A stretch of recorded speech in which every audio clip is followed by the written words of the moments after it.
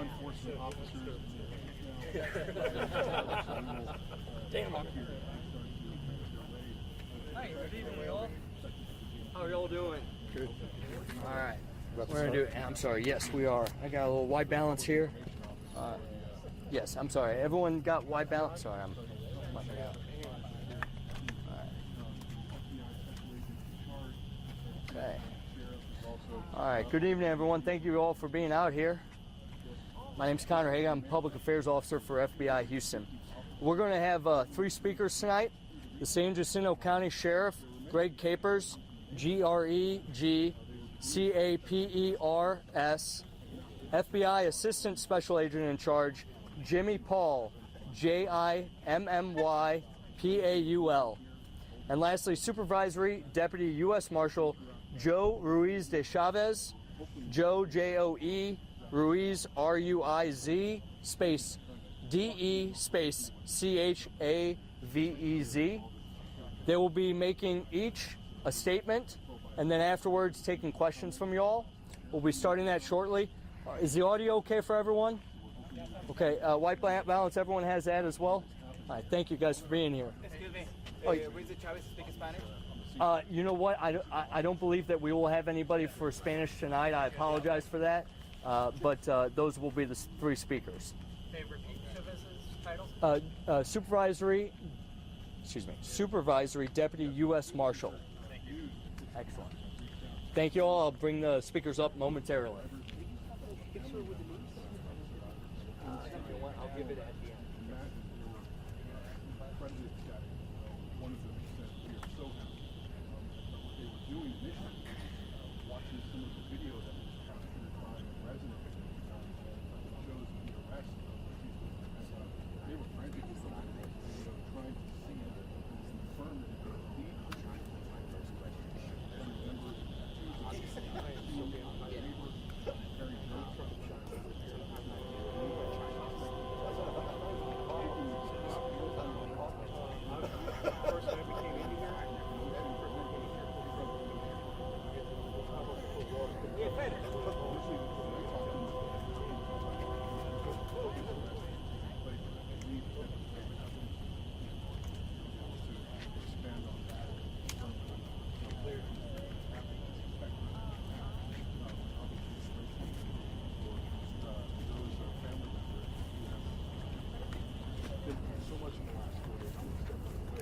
Ladies and gentlemen, thank you very much again for coming out tonight.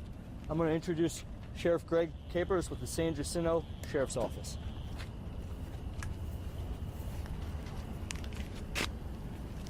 Jeff, can you talk really loud? Good evening. I'm Sheriff Greg Capers, San Jacinto County Sheriff's Office, with great news. The suspect is in custody. I have just left Montgomery County Jail where he was taken, and he has been magistrated. He now will be taken to my jail and where his new residence will be.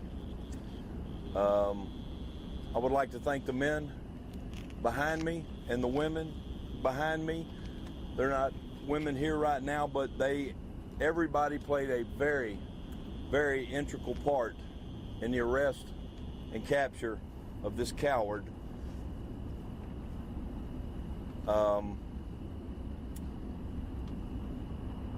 Everybody behind me has worked tirelessly. I know that there are several people out of these 225 plus officers at this scene, not to include the millions of people. Thanks to the media, y'all push the message out. But we've had calls from Wyoming, Florida, South Texas, North Texas, Oklahoma, Maryland, and those are just a few of the places. We were here, they were there. Bottom line is, we now have this man in custody. He was caught hiding in a closet underneath some laundry. They effectively made the arrest.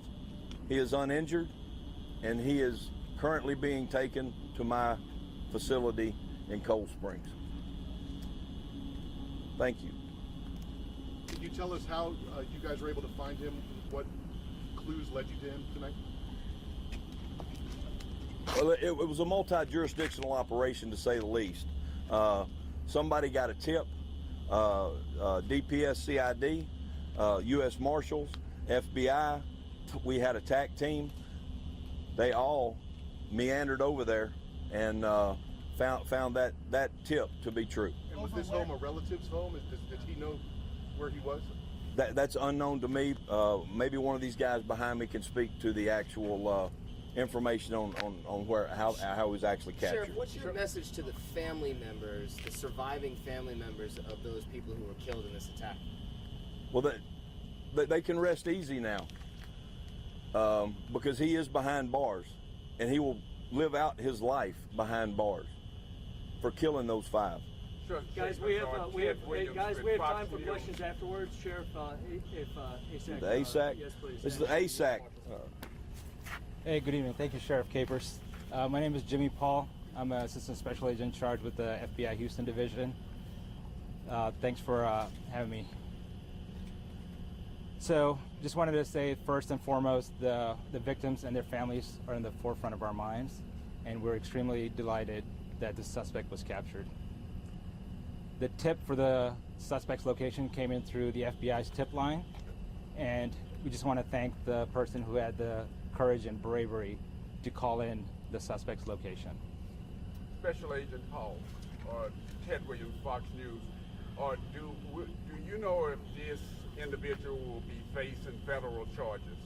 Currently, it's an ongoing investigation, and he's being charged by the San Jacinto County Sheriff's Office. What is the connection to the person who's harboring Montevesi? Sir, it's an ongoing investigation. I can't comment on that. Did he at this say point.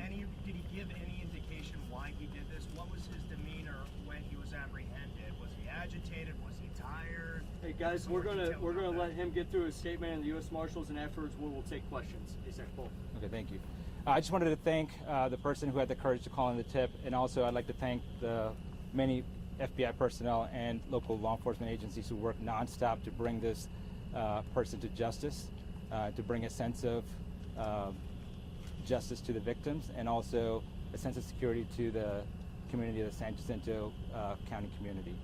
I mean, this is basically what we do. You know, we show up, we bring the adequate resources, and then we don't let up. We've always said it's not a matter of if, but a matter of when the suspect's gonna be caught, and we're extremely glad that today was the when.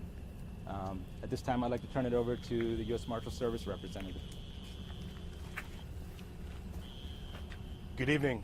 My name is Joe Ruiz de Chavez. I'm a supervisory deputy U.S. Marshal. I oversee the Gulf Coast Violent Offenders and Fugitive Task Force here in Houston, Texas.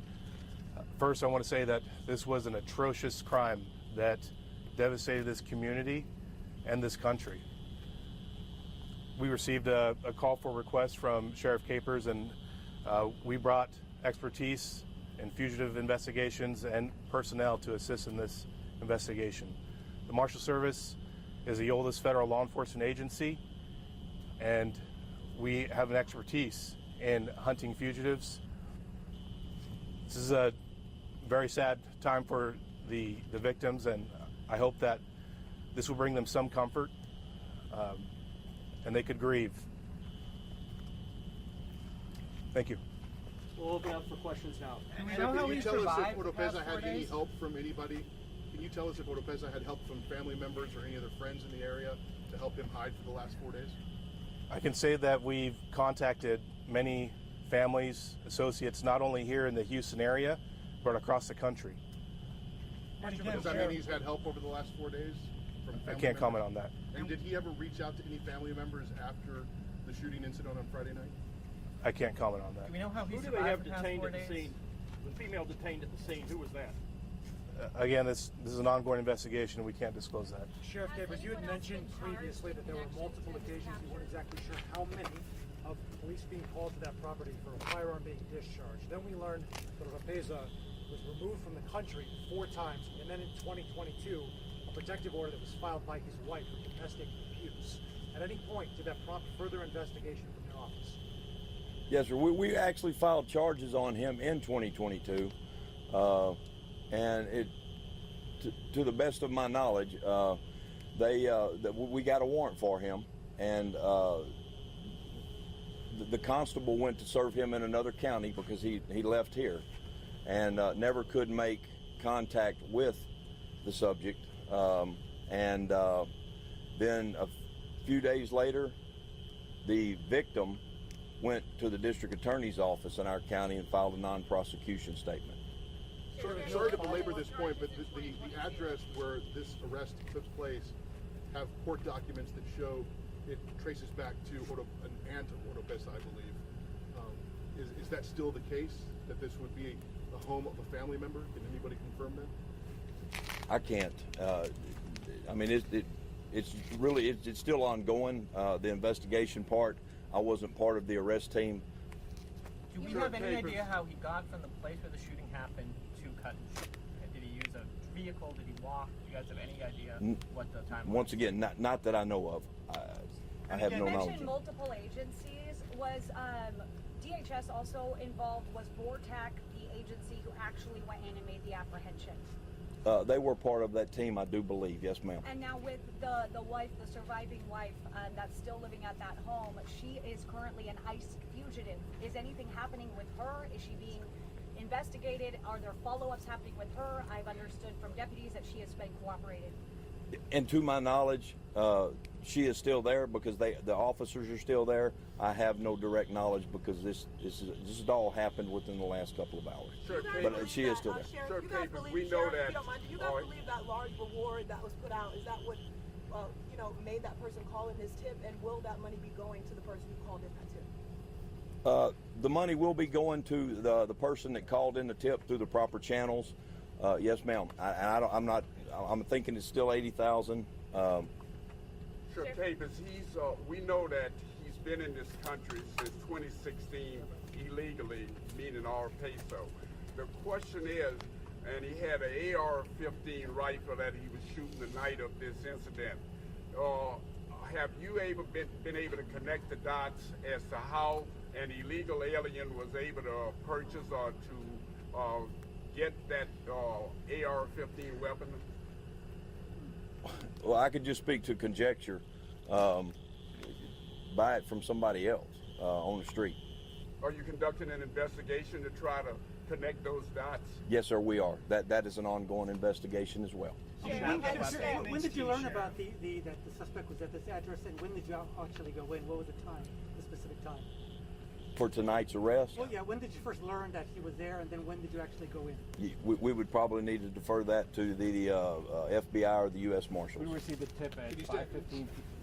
Sorry about that. We received the tip at 5:15 p.m. and the arrest was made at 6:30 p.m.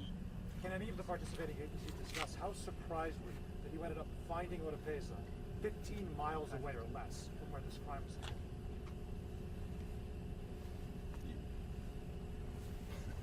I can't really speak on that. I can just tell you that we're just extremely happy that the citizen had the courage and the bravery to call in that tip.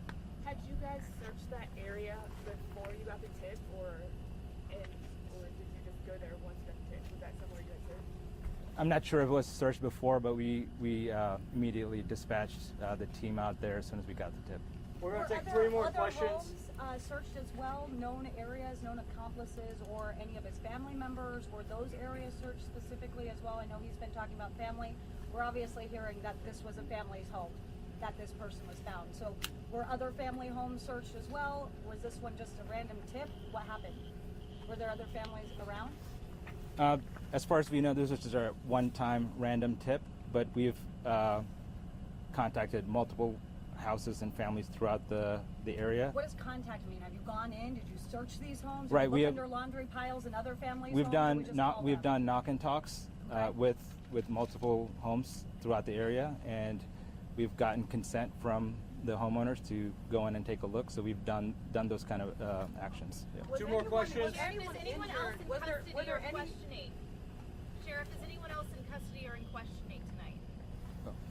No, ma'am. Nobody else is in custody tonight, and I'm assuming that they are still at the house questioning the people that were at the house where the suspect was arrested. Did you guys find anyone else, any other injuries while this suspect was on the run? Was anyone hurt, in his quest to kind of evade law enforcement? As far as we know, we do not know anybody else that was injured. Did he Have say formal anything at all? Did he criminal make charges any been filed statement? yet, Did he Sheriff? make any comment to what was his demeanor when he was placed under arrest? Yes, sir. Just any formal criminal charges filed, do you know what those are yet? Murder. 5 counts of murder? 5 counts of murder. $5 million bond. Not capital murder? 5 million. No, sir. Thank you very much. Not at this time. There is a video in social media, is correct person, Francisco Oropesa? Say it one more time. There is a video in social media. Is the correct video? The correspondent to Francisco Oropesa? I haven't had time to visit social media. Sure. Thank you very much, everyone. I'm going to clarify. Thank you very much, everyone. Thank you guys very much. Guys, I'm going to clarify some of the spellings and answer some of the roundup questions here. I know that there are questions very quickly about the speakers that just were up here. Again, San Jacinto County Sheriff Greg Capers, FBI Assistant Special Agent in Charge Jimmy Paul, Paul, as well as Supervisory Deputy U.S. Marshal Joe Ruiz de Chavez, R-U-I-Z space D-E space C-H-A-V-E-Z. Now, I know that there were a few questions outstanding. Were there any others that were left out? How long did it take for them to actually respond? There's been a lot of conjecture about the amount of time for police response, specifically from family members who lost loved ones and said they were calling 911. You're talking to the initial shooting? Yes. So How that long is did it still take? under investigation. That's part of the ongoing. That's part of the ongoing investigation into this. But the sheriff will be releasing something later, I believe. But at this point in time, that's part of the ongoing Are you investigation. confident you have the murder weapon? I'm sorry, Was the murder weapon in this case recovered? Do you guys have the actual gun that they believe was used? At this point in time, this is very fresh, right? We just got him into custody. This is ongoing. So a lot of the questions that you guys had, they're great questions, but it's ongoing. And which agency went inside and got him? Yes, I would actually like to clarify. Someone asked about BORTAC, so I would like to clarify. This obviously was a lot of different agencies helping out. San Jacinto Sheriff's Office were the lead agency, FBI assisted. The 3 agencies that went into that house were the United States Marshal Service, Texas DPS, as well as the United States Border Patrol BORTAC team. Those 3 elite agencies were the ones who brought this fugitive into custody. Spell BORTAC? It's a shortening of, I believe, Border Patrol Tactical Team, but BORTAC, B-O-R-T-A-C. But please check with their website. Border Patrol, DPS, and Marshals? Border Patrol, DPS, and Marshals, yep. DPS, not Rangers. Texas DPS. Rangers are a part of DPS, so. Has he already been transferred to San Jacinto? I'm unsure of that, and that's probably the last question I'm going to take tonight, guys. Again, thank you all so much for coming out. I'll be over here for a while, but thank you very much. Thank you, Connor. Thanks, man.